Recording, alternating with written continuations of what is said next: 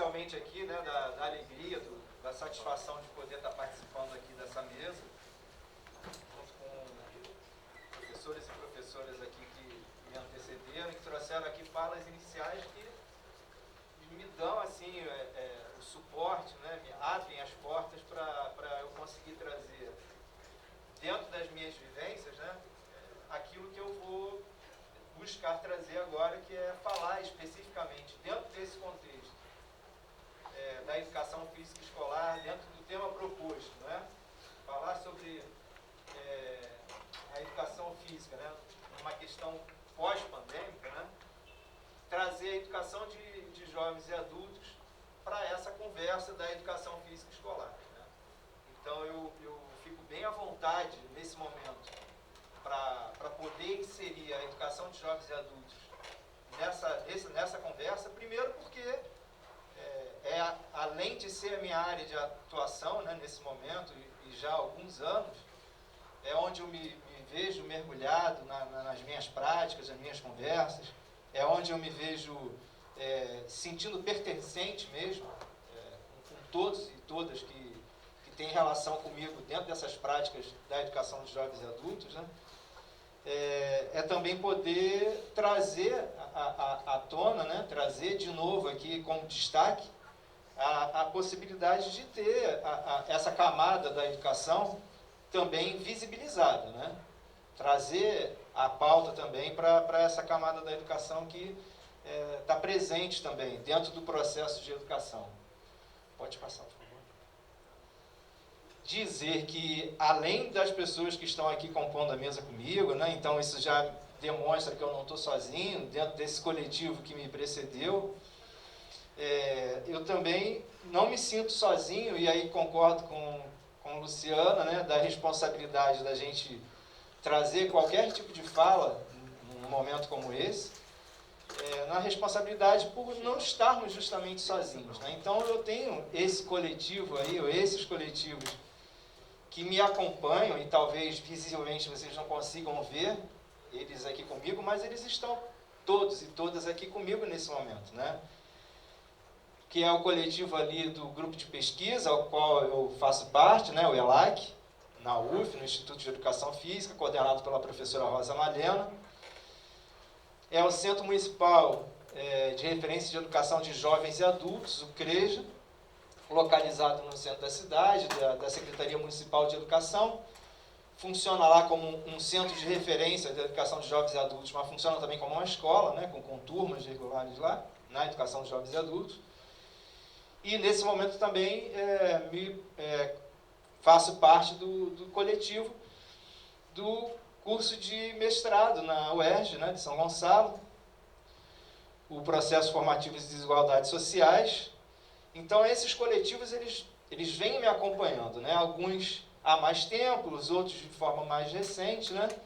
Mas é um coletivo que me acompanha, né? Me ajuda nas práticas cotidianas, e sobre essas práticas cotidianas que eu tenho o prazer e a honra de poder estar compartilhando um pouquinho com vocês nessa manhã de hoje, né? Para além de trazer alguma pretensa resposta para o que é o tema de debate de hoje, né, trazer também algumas questões aqui para a gente poder estar refletindo junto, né, estar levantando algumas situações que talvez seja de contato de vocês no futuro. Pode passar, por favor. Bom, já foi falado um pouquinho também, né, que esse cenário atual da pandemia, segundo a Organização Mundial da Saúde, né, que sinaliza a proximidade de decretar o término, né, desse movimento de pandemia, mas ainda não foi decretado esse momento, né? Então, a nível mundial, a gente ainda continua, obviamente, na pandemia. A nível nacional, obviamente, a gente tem um quadro muito melhor, se a gente considera aí uma média móvel, né, de morte divulgado de 1.000 pessoas, né? A gente tem um número infinitamente menor hoje em dia, mas isso não significa que a gente tenha chegado ao fim. Inclusive, a gente está num retorno aí de alta de casos. No dia de ontem, um aumento do número de mortes. É claro que é um número muito menor, mas é o que nos mantém alerta de que isso não acabou, né? A gente ainda continua na pandemia. Pode passar, por favor. E aí, para poder contextualizar e trazer um pouquinho da experiência, das vivências dentro dessas narrativas, com a educação física escolar, conversando, dialogando com a educação de jovens e adultos, eu necessariamente preciso trazer, ainda que breve, né, como é que foi o meu percorrer até chegar até aqui, né? Então, enquanto estudante de ensino básico, né, de 1978 a 88, nas escolas públicas, né, uma municipal, que foi a Escola Municipal Afonso Pena, onde eu passei lá 8 anos, né, estudando do primário ao ginásio, antigos, né, posteriormente passando para o Colégio Estadual João Alfredo, que é onde eu fiz todo o meu ensino médio. Ali, na Escola João Alfredo, comecei a ter um primeiro contato com a educação de jovens e adultos, obviamente sem ter nem noção disso, né? Mas eu tive um primeiro contato ali com o público da educação de jovens e adultos. Em 91 e 92, as tentativas, né, de entrada na Faculdade de Educação Física, porque durante todo o período de 1978 a 88, além daquilo que eu ia fazendo fora dos espaços escolares, era muito presente no meu dia a dia a movimentação corporal, né? Aquilo que me chamava a atenção inicialmente para a educação física dentro da escola, que hoje em dia eu tenho muitas restrições ao que me chamava a atenção naquele momento, mas era a possibilidade de fazer aquilo que eu mais gostava, né? De ir para o momento da aula de educação física. Meu professor, minha professora tinha sempre uma bolinha ali a tiracolo, e ali eu podia ser aquilo que eu queria ser, né? Ser um jogador de futebol, ainda que naquele espaço de escola, né? Mas já começava a viver aquele sonho de ser um jogador de futebol. E ali começava a observação daquilo que os professores e as professoras podiam apresentar para as turmas, né? O que eu não sabia naquele momento é que quem não estava ali em comunhão com aquela minha prática corporal do jogo, né, do jogo pelo jogo mesmo, né, de estar ali naquele momento de ver quem ganhava, quem perdia, de viver um pré-sonho de ser um jogador de futebol um dia, quem sabe, né? Mas quem não compartilhava com aquilo dali? E quem não tinha esse desejo da exposição corporal da forma como eu tinha? Quem tinha as suas limitações por vários motivos, né? Seja psicológico, físico. Essas pessoas, para mim, simplesmente elas eram invisíveis naquele momento. Eu não conseguia enxergar a dificuldade delas, né? Até porque também, nas aulas, isso nunca foi apresentado como possibilidade. Para mim, na minha cabeça, naquele momento, todo mundo vivia o desejo de fazer uma aula de educação física, onde a gente pudesse estar lá jogando, se divertindo, sim, compartilhando experiências corporais, mas eu não conseguia imaginar que talvez tivessem pessoas que não estivessem exatamente naquele mesmo momento, né, que eu. Em 93, então, após aí tentativas de 1991 e 92 do ingresso à faculdade, né, consigo ingressar na Escola de Educação Física e de Esportes lá da UFRJ, onde eu cursei a graduação em Educação Física até 1998, e ali comecei as minhas práticas de trabalho, né? Práticas profissionais mesmo, inicialmente como monitor de natação. Quero dizer que nesse momento era muito claro para mim que uma vez que, óbvio, né, cheguei até ali, não consegui desenvolver em sonho ser um jogador de futebol, ser mais um Garrincha ou mais um daquelas estrelas do glorioso daqui do Rio de Janeiro, eu pude perceber então que de outra maneira eu ia estar naquele meio. E a forma que eu poderia estar era nos treinamentos, era fazendo parte de alguma comissão técnica. Achava que aquilo poderia ser alcançado através de um curso de licenciatura numa faculdade, né? Uma faculdade pública, como o Emanuel falou, né? A UFRJ, a Escola de Educação Física e de Esporte, ela é muito presente, né? Essa forma esportivizada do que a gente vai aprendendo lá. Então, para mim, estava no local certo para fazer o que eu queria, né? Trabalhar com o esporte através da minha formação na faculdade. Saio da faculdade, em 98, né, me formei, começo a atuar na natação. Tinha muito claro que o que eu queria era exatamente trabalhar com o treinamento esportivo, não tinha a menor intenção de trabalhar com escola, e só vou ter essa relação com a escola iniciada a partir do ano de 2003, quando eu assumo a matrícula no município do Rio de Janeiro, numa escola pública, no bairro de Auma, e aí tendo que praticamente reaprender uma outra educação física, que não era a educação física que eu vinha desenvolvendo numa escola de natação, nos espaços de natação por onde eu trabalhei, né? Era que atendia a outros públicos, né? Na maioria ali localizados pelo Recreio dos Bandeirantes. E quando eu entro, então, no município do Rio de Janeiro para trabalhar com a educação física escolar, numa escola no coração do Complexo do Alemão, eu, de início, já percebi que eu precisava, apesar da minha matrícula ser uma matrícula de 16 horas, eu precisava me dedicar muito mais àquilo que estava me fazendo mais significado naquele momento, que não era mais estar trabalhando com treinamento desportivo, não era mais estar trabalhando com fitness, né, lá das academias por onde eu passava, mas sim conseguir me dedicar um pouco mais para a leitura, para a pesquisa e para o ato de aprender novamente a educação física escolar, que era aquilo que tinha me encantado quando eu era estudante, né, lá ao final da década de 1970. Né? E nos dias atuais é o que eu venho buscando fazer, né? Dentro dessas relações que eu vou construindo com a sala de aula, essas formações que vão aparecendo, formações tanto durante o momento de trabalho, mas quando a gente consegue também sair um pouquinho do espaço de trabalho para buscar colegas, né, que consigam compartilhar com a gente algumas situações que nos ajudem a ficar mobilizados naquilo que a gente entende como sendo algo positivo para a educação física escolar. Pode passar, por favor. Então, algumas inspirações aí para que a gente consiga, né, desenvolver a educação física escolar de uma forma diferente, de uma forma não hegemônica, de uma forma onde a educação física escolar que me atraiu, que era saber que tinha sempre um professor e uma professora pronto com a bola embaixo do braço, me aguardando para as aulas de educação física, onde eles poderiam estar lá fazendo qualquer outro tipo de ação durante o momento que seria de aula.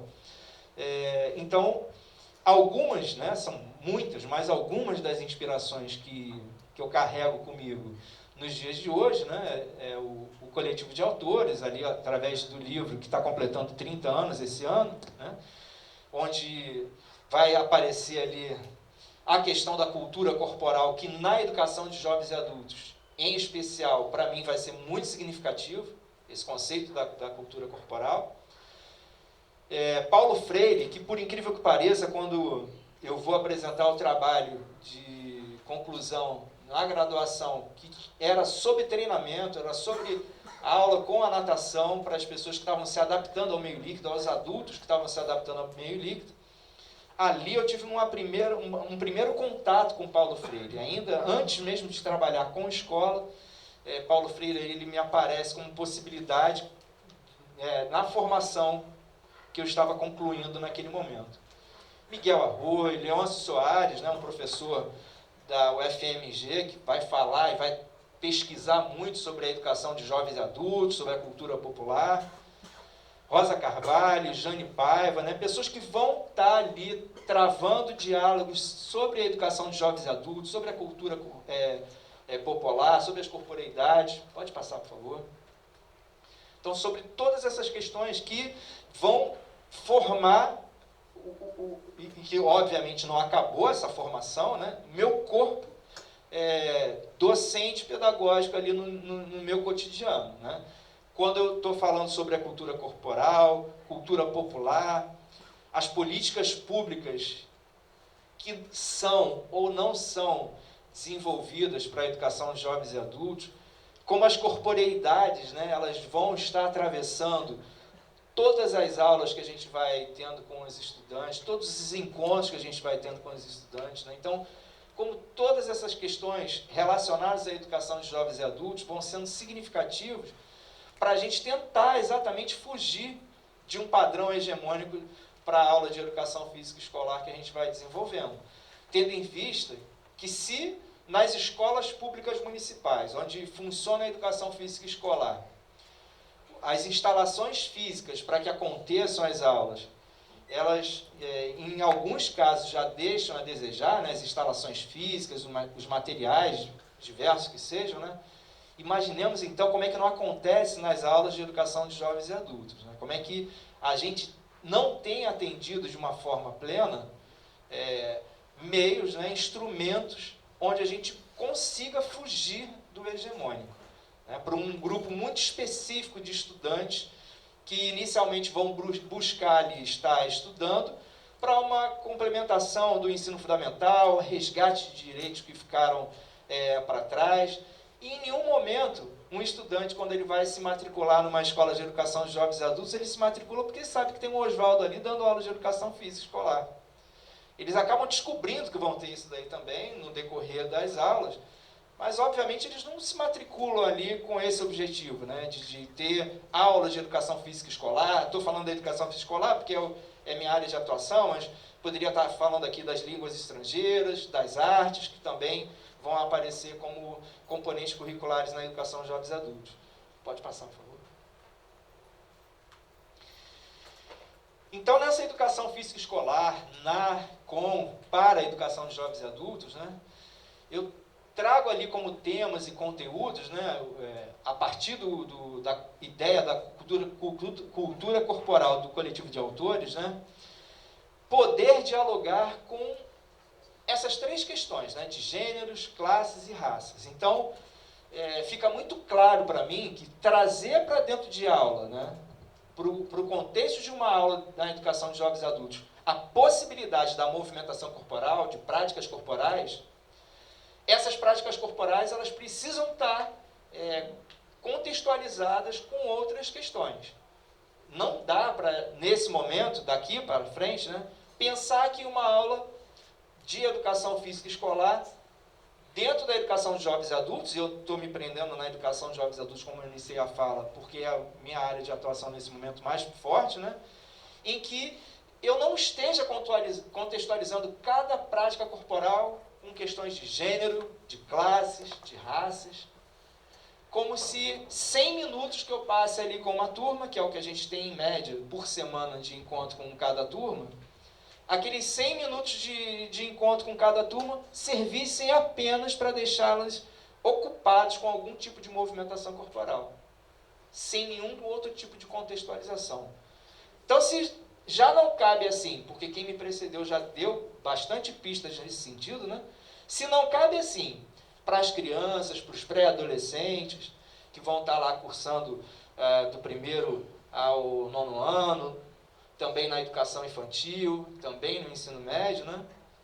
Quanto mais na educação de jovens e adultos, trabalhadores e trabalhadoras em sua grande maioria, e que vão ter dentro das suas vidas diárias muitas outras questões que aquele momento de aula, que pode ser o único momento em que eles vão ter atenção para o próprio corpo, ainda assim, ainda que naquele momento de movimentação corporal, não pode estar dissociado de reflexões, de conversas sobre aqueles pontos, né, ali colocados, de gêneros, classes e raças.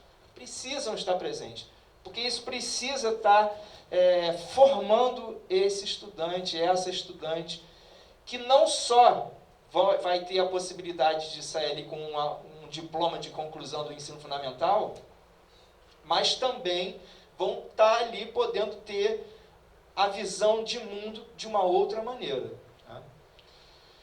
Essa formação docente que a gente vai tendo, né, ou vai tentando buscar, a inicial, mas a continuada também, ela vai dizer muito naquilo que a gente vai buscar nas atuações que a gente vai tendo durante nossa vida profissional, né? Enquanto professor de escola pública, principalmente. Né? Pode passar, por favor. Bom, a gente teve essa estrutura aí, já falado também por Luciana no pré-pandemia, né? Mas para o enfrentamento de um cenário de pandemia, o que a gente tinha, né, à disposição da gente na educação de jovens e adultos não era tão diferente assim do que a gente tinha em outros segmentos, né, da educação, mas com a agravante de que a gente ali tinha adultos, idosos e idosas que simplesmente não tinha a menor ideia do que fazer com um computador, com programas, com celular, como se manter conectado à escola. A escola que a gente trabalha, sendo no centro da cidade, ainda tem muitos, né, estudantes em condição de rua, quer dizer, computador, todos esses artefatos tecnológicos que foram muito valorizados durante o período de pandemia, isso não chegou nem perto de ser realidade para esses estudantes, né? Então a gente não tinha, a partir do dia 16 de março de 2020, quando do fechamento das escolas, né, a gente não tinha exatamente uma estrutura definida, boa, para que a gente mantivesse ali contato com os estudantes. E como foi falado, né, ainda mais com estudantes que a gente precisasse ter algum tipo de relação corporal com eles, ainda que dessa relação corporal surgissem depois de desdobramentos com reflexões e conversas depois. Então, o impacto que se dá durante a pandemia é o afastamento desses estudantes, né? E também estudantes que tiveram as suas vidas sem a contragosto, né, avançados. Então, a gente teve durante o período de pandemia de 2020 até meados de 2021, estudantes que foram sendo aprovados e sendo dados como concluintes do ensino fundamental, ainda que não quisessem, ainda não tivessem nem sido consultados, né, desse desejo. Então, um sistema inteiro, né, municipal de educação foram concluindo esses estudantes, sem nenhuma escuta dos estudantes, dos professores e professoras. A gente não conseguia fazer nada nesse sentido, né? E a educação física no meio desse contexto daí. Na página, a gente tem uma página na internet, né, do Centro de Referência, do CREJA.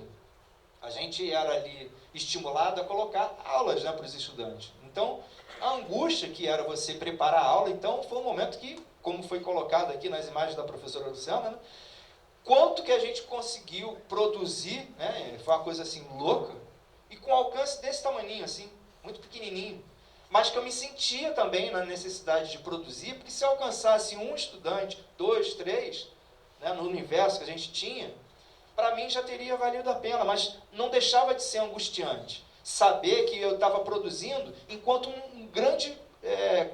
uma grande quantidade de estudantes não estava tendo acesso àquilo que a gente estava produzindo. E estavam tendo outros tipos de problemas, muito mais graves, né? Outras urgências para serem resolvidas, né? Pode passar, por favor. Então, a partir de 2021, com a reabertura gradual das escolas, né, a gente ainda mantém a questão das aulas sendo produzidas, né, para serem compartilhadas pela internet, mas a gente também começa a ter essa relação presencial, né, com os estudantes, e tendo que nos dividir nessas duas situações, que não foi algo tão simples, né? Nas universidades, isso também, em alguma medida, foi sendo pauta, foi acontecendo dessa forma também, né? E tanto para discente quanto para docente, quanto que isso não é simples, né? Não está sendo simples até hoje, porque isso não foi totalmente sanado.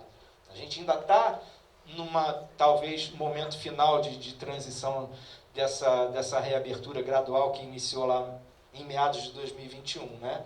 Quanto é difícil a gente conseguir recuperar muito do que a gente perdeu em 2020. E se eu falo da educação de jovens e adultos, recuperar estudantes. Recuperar estudantes que ficaram pelo caminho, que foram desistindo, foram tendo outros problemas, foram adoecendo, foram perdendo emprego. E quando a gente reabre a escola e vê, ao final do ano de 2022, as turmas bem mais esvaziadas, o desejo de todo um poder público que trata da educação, de fechamento de turmas da educação de jovens e adultos, né? E a gente tendo que trabalhar em todos os lados, né? Trabalhar como resistência do não fechamento de turmas, trabalhar como convencimento de colegas que desenvolvem suas práticas pedagógicas, no entendimento da importância da educação física escolar fazer parte daquele espaço ali também, pedagogicamente, né? e trabalhar com os estudantes, para também fazer o convencimento com eles e com elas de que a prática da educação física escolar também é uma possibilidade para que eles façam. Entender os próprios corpos, né? Entender como é que esses próprios corpos que vão ali sendo castigados durante esse momento de pandemia, poderiam ter passado por esse momento de pandemia de maneira diferente se eles tivessem tido possibilidade de encontrar nas diferentes escolas, aí desde as crianças, adolescentes, até chegar à educação de jovens e adultos, uma prática de educação física escolar que valorizasse essa prática corporal, né? Essa leitura de mundo onde o corpo vai se inserindo, né? Pode passar, por favor.